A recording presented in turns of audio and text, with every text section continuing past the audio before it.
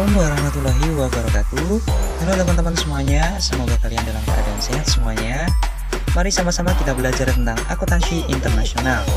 Kali ini kita akan belajar mengenai beberapa hal, di antaranya ada pengembangan akuntansi, diversitas akuntansi, dan arti penting akuntansi dalam perspektif internasional, dan lain sebagainya.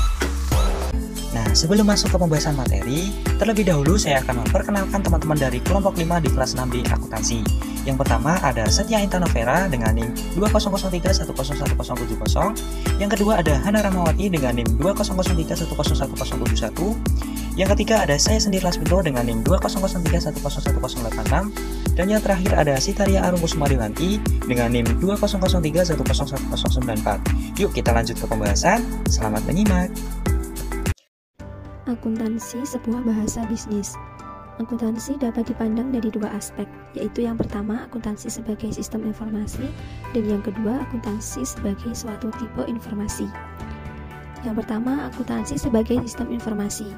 Sebagai suatu sistem informasi, akuntansi berkenaan dengan pemrosesan data menjadi informasi yang bermanfaat bagi para pemakainya dalam pengambilan keputusan bisnis dan ekonomi yang lain. Yang kedua, akuntansi sebagai suatu tipe informasi. Sebagai suatu tipe informasi, akuntansi berkenaan dengan siapa pemakainya dan apa yang dibutuhkan oleh pemakai tersebut. Dilihat dari perspektif pelaksana, akuntansi merupakan alat untuk menyampaikan informasi keuangan dari sebuah entitas usaha yang melakukan kegiatan bisnis. Dilihat dari perspektif pemakai, dengan akuntansi dapat diperoleh informasi keuangan yang dibutuhkan. Jadi, akuntansi merupakan alat komunikasi. Oleh karena itu, akuntansi disebut bahasa bisnis. Bahasa yang dipelajari, demikian pula akuntansi dapat dan perlu dipelajari agar dapat terjadi komunikasi bisnis antara pihak-pihak yang berkepentingan. Akuntansi keuangan dan akuntansi manajemen. Akuntansi keuangan dan akuntansi manajemen mempunyai karakteristik yang berbeda. Salah satu perbedaan tersebut adalah bahwa akuntansi keuangan memerlukan regulasi atau standar, sementara akuntansi manajemen tidak. Standar atau regulasi akuntansi diperlukan agar informasi yang dihasilkan tidak bias dan ambigu. Bias berarti bahwa terjadi ketidaksesuaian antara informasi dan substansinya, sementara ambigu berarti bahwa informasi tersebut tidak mempunyai makna ganda sehingga dapat digunakan sebagai dasar pengambilan keputusan. Dan karena regulasi akuntansi dipengaruhi oleh faktor-faktor lingkungan yang berbeda, maka regulasi akuntansi juga berbeda-beda antar lingkungan atau antar negara, sehingga akuntansi berbeda-beda untuk masing-masing negara. Perkembangan akuntansi. KAM pada tahun 1986 menerangkan bahwa sejarah akuntansi merupakan sejarah internasional. Pada umumnya, diyakini bahwa akuntansi berasal atau dikenal di kota Italia yang mana disebut sebagai pusat kota perdagangan internasional antara abad ke-13 dan ke-15. Tahun 1949 telah terbit sebuah buku oleh Luca Pacioli, Summa de Arithmetica Geometria Proportioni et Proportionalita yang membahas mengenai pembukuan berayat ganda. Kemudian akuntansi mulai menyebar dari Jerman, Belanda, Prancis, dan Inggris. Dalam penyebaran akuntansi tersebut dapat membantu para pedagang, para filsuf bisnis dalam cara perhitungan laba periode, para pejabat pemerintahan dalam menerangkan perencanaan dan akuntabilitas, serta dapat digunakan oleh suatu perusahaan dalam penyediaan catatan-catatan kepentingan review dan verifikasi sebagai pengelolaan dan pengendalian. Praktik dan regulasi akuntansi terus berubah sesuai dengan kebutuhan penerima dan pencari informasi tersebut. Awal tahun 1990-an, Amerika Serikat merupakan kekuatan dalam akuntansi global, dikarenakan menganggap bahwa Amerika Serikat mampu mengeluarkan beberapa atau berbagai riset akuntansi, jumlah publikasi akuntansi, dan lulusan yang memiliki konsentrasi terkait dari akuntansi. Lulusan akuntansi tidak hanya berasal dari Amerika saja, melainkan dari luar Amerika Serikat, contohnya seperti dari Indonesia. Namun tidak sepenuhnya negara lain mampu menerapkan standar dan prinsip dari akuntansi Amerika Serikat, yang disebabkan adanya perbedaan faktor-faktor ekonomi, sosial, dan politik. Oleh karena itu, terjadinya diversitas yang substansial yang masih merupakan ciri iklim akuntansi di dunia, yang merupakan rintangan globalisasi bisnis dan arus dana. Guna meminimalisasikan diversitas, beberapa organisasi membentuk sebuah International Accounting Standard Committee atau IESC pada tahun 1973. kemudian direstrukturisasi menjadi International Accounting Standard Board atau IESB pada tahun 2000. Organisasi tersebut bertugas mengikris diversitas atau keragaman akuntansi dengan menerbitkan standar-standar akuntansi internasional yang nantinya dapat diterima oleh semua negara yang ada di dunia. Namun beberapa waktu ke depan, standar akuntansi internasional yang dibuat oleh IESC tersebut dianggap masih bersifat luas, sehingga tidak memenuhi tingkat komparabilitas yang telah diharapkan. Sehingga pada tahun 1987 telah dibentuk sebuah organisasi yaitu Comparability Project dengan tujuan meningkatkan komparabilitas laporan keuangan. Diversitas akuntansi. Akuntansi suatu negara berbeda dengan akuntansi dari negara lain, dengan penyesuaian beberapa faktor yaitu faktor sosial, ekonomi, dan politik pada tiap jurisdiksi atau tiap negara. Diversitas akuntansi dapat dilihat dari beberapa aspek yaitu aspek aset dan kewajiban, serta aspek penentuan modal dan laba periodik. Aspek penentuan aset dan kewajiban dalam diversitas akuntansi dapat disebabkan karena adanya perbedaan mengenai dasar pengukuran. Contohnya, beberapa akuntan masih mengukur aset dengan cara historial, kemudian melakukan teknik penilaian pasar sekarang atau current market dalam perubahan tingkat harga khusus atau umum dengan berbagai perhitungan bunga, estimasi tingkat transaksi masa depan, dan penilaian falas serta penagihan piutang di masa depan. Aset atau aktiva tidak memiliki arti dalam pemasukan atau pengeluaran sumber daya tanah dari batasan mengenai suatu aset. Ketidakpastian dalam artian tersebut meliputi interpretasi atas aset yang tak berwujud. Sedangkan konsep dari kewajiban memiliki perbedaan antar suatu negara, contohnya dalam perhitungan akuntansi pajak penghasilan.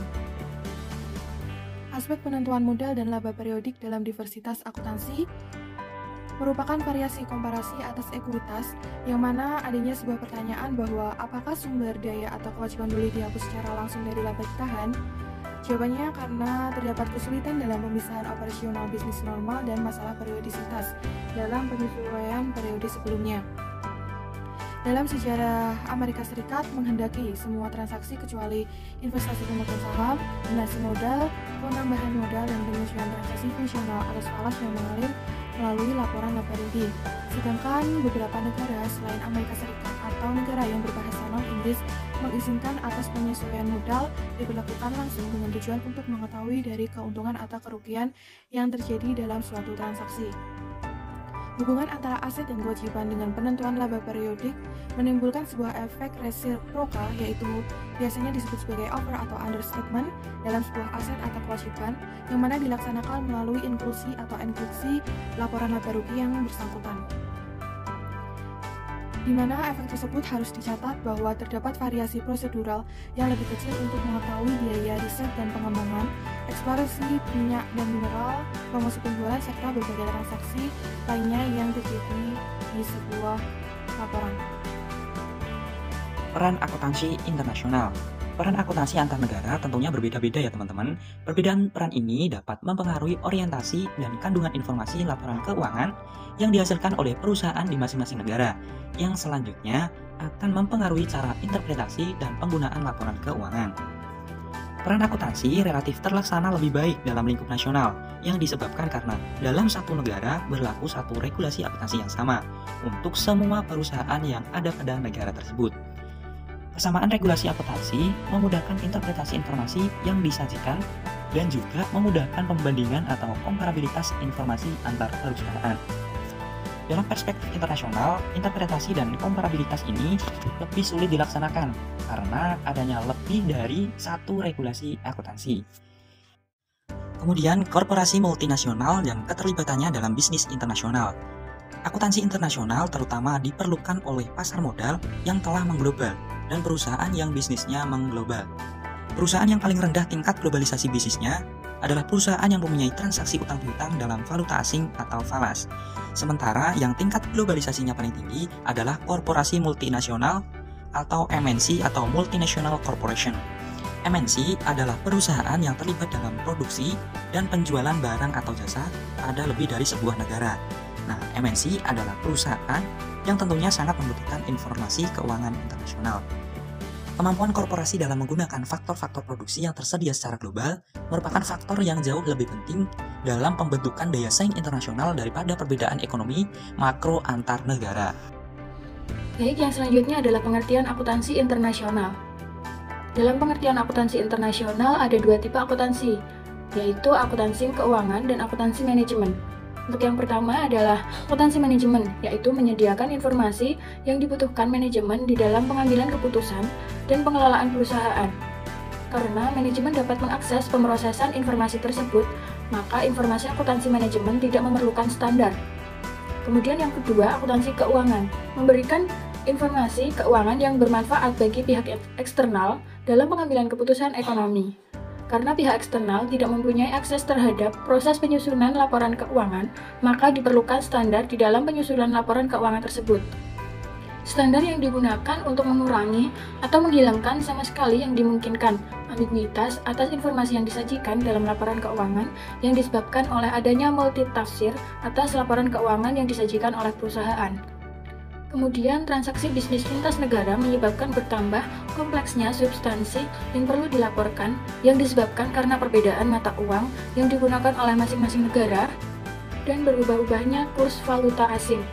Menyusun laporan keuangan konsolidasian dengan anak perusahaan di luar negara harus memperhatikan kurs mata uang, sementara pelunasan utang dagang dengan valuta asing dapat menimbulkan keuntungan atau kerugian. Permasalahan-permasalahan ini menyangkut bagaimana menyusun laporan keuangan yang terkait dengan operasi lintas batas. Maka dari itu, akuntansi internasional mencakup akuntansi keuangan dan akuntansi manajemen yang berdimensi internasional. Ini berarti bahwa akuntansi internasional bukan merupakan tipe akuntansi tersendiri. Kemudian yang selanjutnya, lingkup akuntansi internasional. Akuntansi internasional adalah akuntansi yang mempunyai perspektif internasional. Dalam perspektif internasional, akuntansi berkenaan dengan diversitas akuntansi dan keragaman yurisdiksi. Diversitas akuntansi merupakan problem yang telah, sedang, dan akan terus diupayakan solusinya. Sedangkan keragaman yurisdiksi merupakan kenyataan yang harus diterima. Pembahasan yang menyangkut diversitas akuntansi merupakan dalam bidang akuntansi keuangan, sementara pembahasan yang berkenaan dengan keragaman yurisdiksi merupakan dalam bidang akuntansi keuangan maupun akuntansi manajemen. Baik, demikian tadi pemaparan materi dari kelompok kami. Terima kasih atas perhatiannya, kurang lebihnya kami mohon maaf. Wabillahi taufiq wal hidayah. Wassalamualaikum warahmatullahi wabarakatuh. Semoga bermanfaat. See you.